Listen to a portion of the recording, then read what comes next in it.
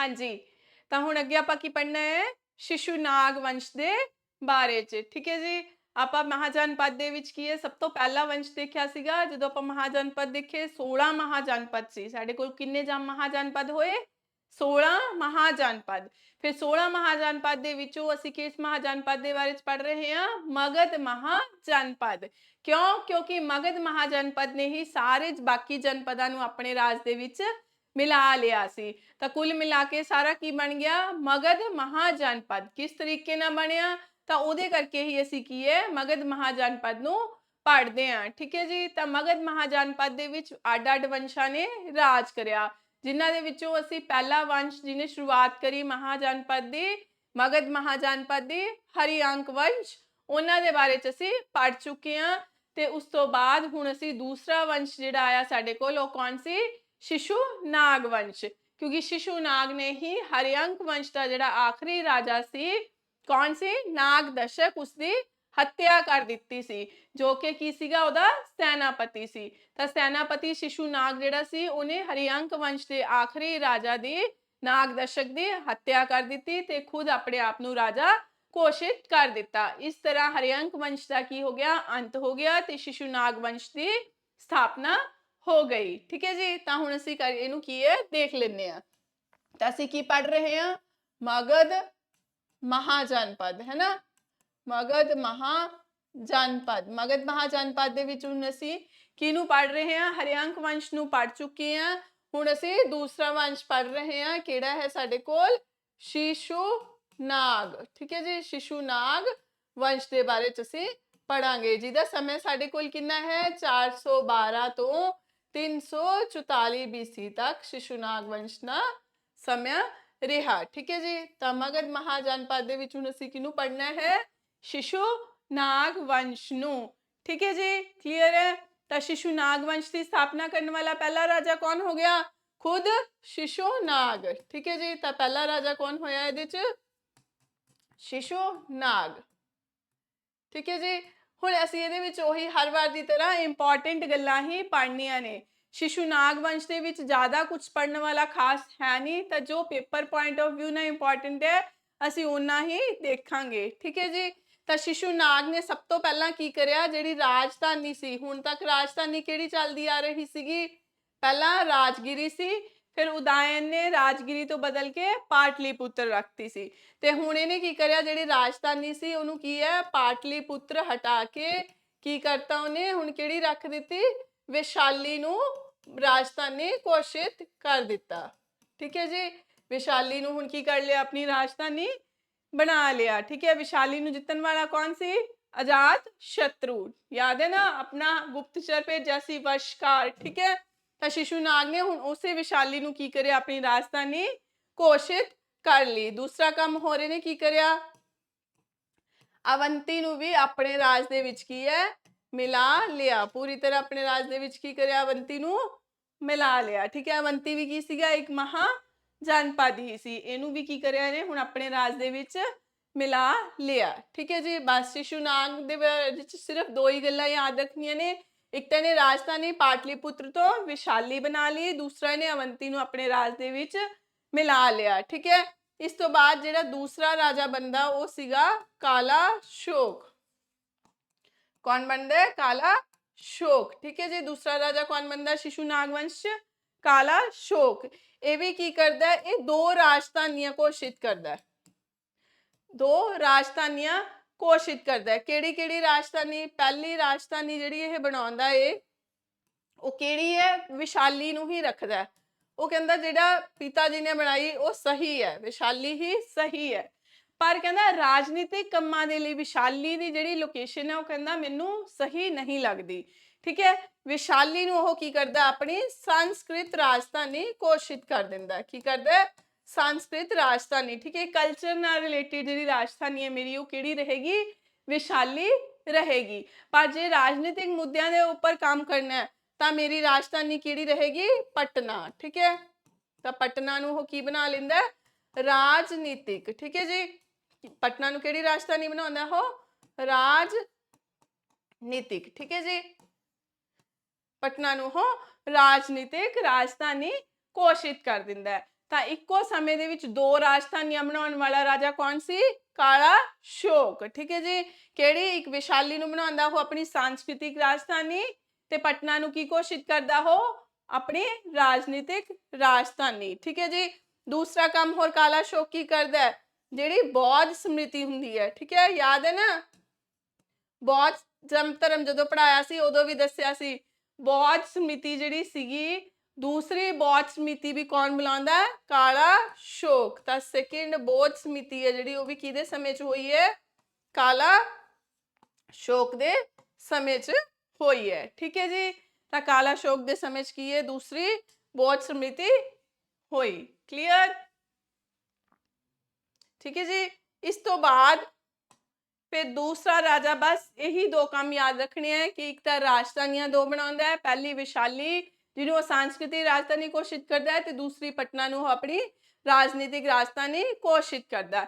ਇਸ ਤੋਂ ਬਿਨਾਂ ਹੁਣ ਕਾਲਾ ਸ਼ੋਕ ਹੋਰ ਕੀ ਕਰਦਾ? ਜਿਹੜੀ ਦੂਸਰੀ ਬੌਧ ਸਮਿਤੀ ਹੈ ਉਹ ਵੀ ਕੌਣ ਬੁਲਾਉਂਦਾ ਹੈ? ਕਾਲਾ ਸ਼ੋਕ ਹੀ ਬੁਲਾਉਂਦਾ ਹੈ। ਠੀਕ ਹੈ। ਪਹਿਲੀ ਬੌਧ ਸਮਿਤੀ ਕਿਹਨੇ ਕਰਾਈ ਸੀ? ਆਜ਼ਾਦ ਸ਼ਤਰੂ ਨੇ। ਕਦੋਂ ਕਰਾਈ ਸੀ? 483 BC ਦੇ ਵਿੱਚ। ਤੇ ਕਾਲਾ ਸ਼ੋਕ ਕਦੋਂ ਕਰਵਾਉਂਦਾ ਇਹ? 383 BC ਦੇ ਵਿੱਚ ਕਰਵਾਉਂਦਾ ਹੈ। ਤੇ ਕਿਹੜੀ? ਦੂਸਰੀ ਬੌਧ ਸਮਿਤੀ। ਠੀਕ ਹੈ ਜੀ। ਕਲੀਅਰ ਹੈ? ਉਸ ਤੋਂ ਬਾਅਦ ਇਹਦਾ ਜਿਹੜਾ ਤੀਸਰਾ ਰਾਜਾ ਬਣਦਾ ਹੈ ਉਹ ਹੈ ਨੰਦੀ ਵਰਮਨ। ਨੰਦੀ ਵਰਮਨ। ਠੀਕ ਹੈ ਜੀ। ਨੰਦੀ ਵਰਮਨ ਜਿਹੜਾ ਰਾਜਾ ਸੀ ਉਹ ਕੋਈ ਬਹੁਤ ਯੋਗਿਆ ਰਾਜਾ ਨਹੀਂ ਸੀ। ਠੀਕ ਹੈ। ਤਾਂ ਜਦੋਂ ਕੋਈ ਯੋਗਿਆ ਰਾਜਾ ਨਹੀਂ ਹੁੰਦਾ, ਕੋਈ ਲਾਇਕ ਬਣਨ ਦੇ ਉਸ ਸਮੇਂ ਨਹੀਂ ਹੁੰਦਾ, ਤਾਂ ਫਿਰ ਆਪਾਂ ਨੂੰ ਪਤਾ ਹੀ ਹੈ ਕੀ ਹੁੰਦਾ ਉਸ ਸਮੇਂ? ਜਿਹੜਾ ਸੈਨਾਪਤੀ ਹੈ ਉਹ ਕੀ ਕਰਦਾ ਹੈ? ਉਸਦੀ ਹੱਤਿਆ ਕਰਕੇ ਖੁਦ ਬੈਠ ਜਾਂਦਾ ਹੈ।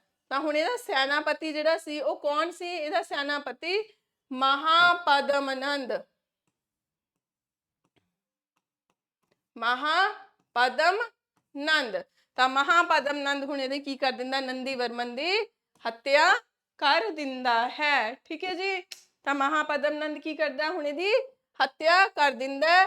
ਤੇ ਇਸੇ ਦੇ ਨਾਲ ਫਿਰ ਜਿਹੜਾ ਸਾਡਾ ਹੈ ਸ਼ਿਸ਼ੂਨਾਗ ਵੰਸ਼ ਹੈ ਉਹਦਾ ਕੀ ਹੋ ਜਾਂਦਾ ਹੈ? ਅੰਤ ਹੋ ਜਾਂਦਾ ਹੈ। ਤੇ ਹੁਣ ਕਿਹੜਾ ਵੰਸ਼ ਸ਼ੁਰੂ ਹੋਊਗਾ ਫਿਰ ਅੱਗੇ? ਨੰਦ ਵੰਸ਼। ਠੀਕ ਹੈ ਜੀ। ਤਾਂ ਇਸ ਤਰੀਕੇ ਨਾਲ ਸ਼ਿਸ਼ੂਨਾਗ ਵੰਸ਼ ਦੇ ਵਿੱਚ ਇਹ ਤਿੰਨ ਰਾਜੇ ਅਸੀਂ ਮੁੱਖ ਪੜ੍ਹਨੇ ਨੇ। ਕਿਹੜੇ ਕਿਹੜੇ? ਪਹਿਲਾ ਸ਼ਿਸ਼ੂਨਾਗ, ਜਿਹੜੀ ਆਪਣੀ ਰਾਜਧਾਨੀ ਪਾਟਲੀਪੁੱਤਰ ਤੋਂ ਵਿਸ਼ਾਲੀ ਨੂੰ ਘੋਸ਼ਿਤ ਕਰਦਾ ਹੈ ਤੇ ਅਵੰਤੀ ਨੂੰ ਆਪਣੇ ਰਾਜ ਦੇ ਵਿੱਚ ਮਿਲਾ ਲੈਂਦਾ ਹੈ। ਫਿਰ ਇਸ ਤੋਂ ਬਾਅਦ ਇਹਦਾ ਹੀ ਬੇਟਾ ਇਹ ਕਾਲਾ ਸ਼ੋਕ। ਠੀਕ ਹੈ।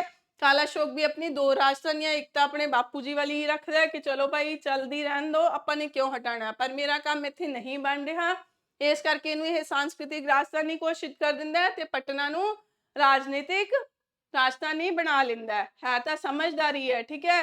ਪਿਤਾ ਜੀ ਦੀ ਵੀ ਚੱਲ ਰਹੀ ਹੈ ਤੇ ਆਪਣੀ ਵੀ ਗੱਲ ਬਣ ਗਈ। ਤੇ ਦੂਸਰੀ ਜਿਹੜੀ ਬੌਧ ਸਮਿਤੀ ਹੈ ਉਹ ਵੀ ਕੌਣ ਹੈ? ਕਾਲਾ ਸ਼ੋਕ ਹੀ ਬੁਲਾਉਂਦਾ ਹੈ। ਇਸ ਤੋਂ ਬਾਅਦ ਫਿਰ ਜਿਹੜਾ ਰਾਜਾ ਬਣਦਾ ਉਹ ਕੌਣ ਹੈ? ਨੰਦੀ ਵਰਮਨ। ਨੰਦੀ ਵਰਮਨ ਕੋਈ ਖਾਸ ਯੋਗਿਆ ਰਾਜਾ ਨਹੀਂ ਹੁੰਦਾ, ਇਸ ਕਰਕੇ ਇਹਦਾ ਜਿਹੜਾ ਸੈਨਾਪਤੀ ਹੁੰਦਾ ਹੈ ਕੌਣ? ਮਹਾਪਦਮਨੰਦ। ਉਹ ਇਹਦੀ ਕੀ ਹੈ? ਹੱਤਿਆ ਕਰ ਦਿੰਦਾ ਹੈ। ਤੇ ਇਸੇ ਦੇ ਨਾਲ ਉਹ ਕੀ ਹੈ? ਸ਼ਿਸ਼ੂਨਾਗ ਵੰਸ਼ ਦਾ ਅੰਤ ਹੋ ਜਾਂਦਾ ਹੈ ਤੇ ਆਪਣੇ ਆਪ ਨੂੰ ਰਾਜਾ ਘੋਸ਼ਿਤ ਕਰ ਦਿੰਦਾ ਹੈ। ਠੀਕ ਹੈ ਜੀ। ਤਾਂ ਇਸੇ ਦੇ ਨਾਲ ਹੁਣ ਆਪਣੇ ਕੋਲ ਕੀ ਆ ਜਾਏਗਾ ਅੱਗੇ? ਨੰਦ ਵੰਸ਼ ਦੀ ਸ਼ੁਰੂਆਤ ਹੋ ਜਾਏਗੀ। ਠੀਕ ਹੈ ਜੀ। ਕਲੀਅਰ ਹੈ? ਤਾਂ ਸ਼ਿਸ਼ੂਨਾਗ ਵੰਸ਼ ਦੇ ਵਿੱਚ ਤਾਂ ਕੋਈ ਡਾਊਟ ਨਹੀਂ, ਤਿੰਨ ਰਾਜੇ ਆਉਂਦੇ ਨੇ। ਕਿਹੜੇ ਕਿਹੜੇ? ਸਭ ਤੋਂ ਪਹਿਲਾਂ ਸ਼ਿਸ਼ੂਨਾਗ, ਕਾਲਾ ਸ਼ੋਕ ਤੇ ਨੰਦੀ ਵਰਮਨ। ਹੁਣ ਅੱਗੇ ਆਊਗਾ ਸਾਡੇ ਕੋਲ ਨੰਦ ਵੰਸ਼। ਠੀਕ ਹੈ ਜੀ। ਨੰਦ ਵੰਸ਼ ਵੈਰੀ ਇੰਪੋਰਟੈਂਟ ਹੈ, ਧਿਆਨ ਨਾਲ ਦੇਖਣਾ ਇਹਨੂੰ। ਮਗਧ ਮਹਾਜਨਪਦ ਦੇ ਵਿੱਚ ਹੁਣ ਅਸੀਂ ਤੀਸਰਾ ਵੰਸ਼ ਪੜਾਂਗੇ। ਤੀਸਰਾ ਵੰਸ਼ ਕਿਹੜਾ ਹੈ ਸਾਡੇ ਕੋਲ? ਨੰਦ ਵੰਸ਼। ਨੰਦ ਵੰਸ਼। ਠੀਕ ਹੈ। ਇਹਦਾ ਸਮਾਂ ਸਾਡੇ ਕੋਲ 412 ਤੋਂ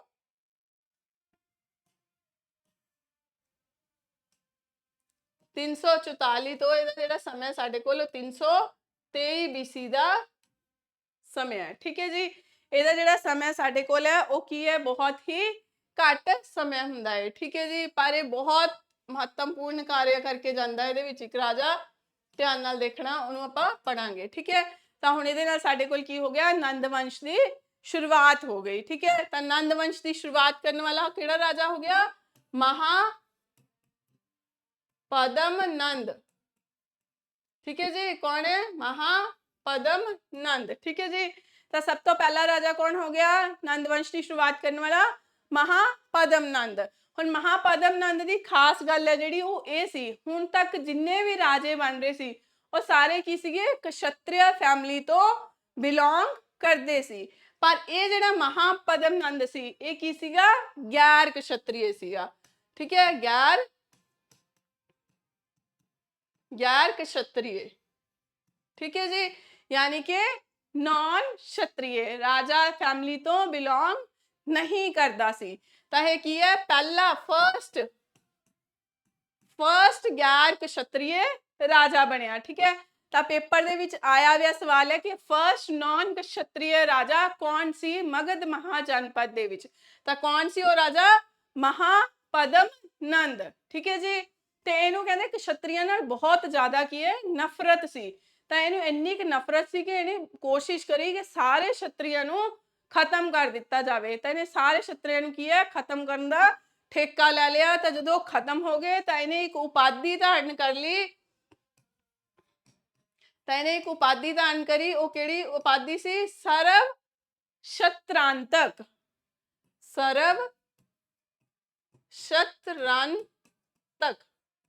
ठीक है जी सर्व शतरांतक दी ने की है फिर उपाधि धारण की मतलब सारे क्षत्रियां दा नाश करन वाला सर्व शतरांतक। ठीक है जी तो बड़ा खुश होया भी हुण तां मैं क्षत्रियां दा नाश करता। तैने उपाधि धारण कर ली केड़ी सर्व शतरांतक। ठीक है जी फिर उस तो बाद यह की करता है हमला करता है एक कलिंग दे उपर।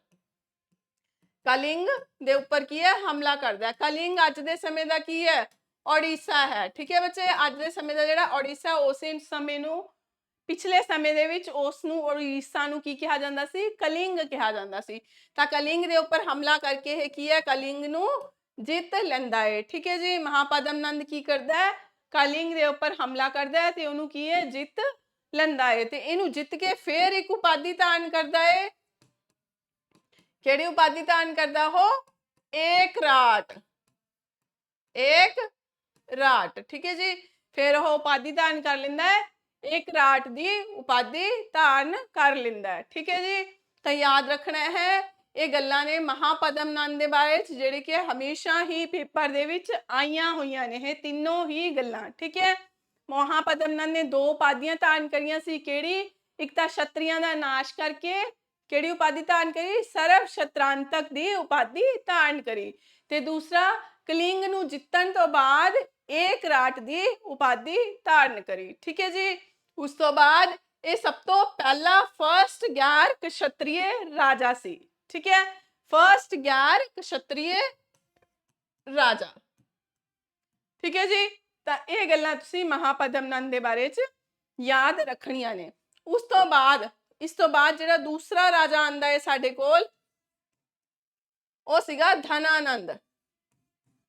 ਧਨਾਨੰਦ ਵੈਰੀ ਵੈਰੀ ਇੰਪੋਰਟੈਂਟ। ਧਨਾਨੰਦ ਦੇ ਬਾਰੇ ਚ ਬਹੁਤ ਗੱਲਾਂ ਨੇ ਜਿਹੜੀਆਂ ਤੁਸੀਂ ਧਿਆਨ ਨਾਲ ਸਮਝਣੀਆਂ ਨੇ। ਠੀਕ ਹੈ ਤਾਂ ਧਨਾਨੰਦ ਦੇ ਬਾਰੇ ਚ ਕਿਹੜੀਆਂ ਗੱਲਾਂ ਨੇ। ਧਨਾਨੰਦ ਤਾਂ ਪਹਿਲਾਂ ਦਾ ਕਰੈਕਟਰ ਸਮਝੋ।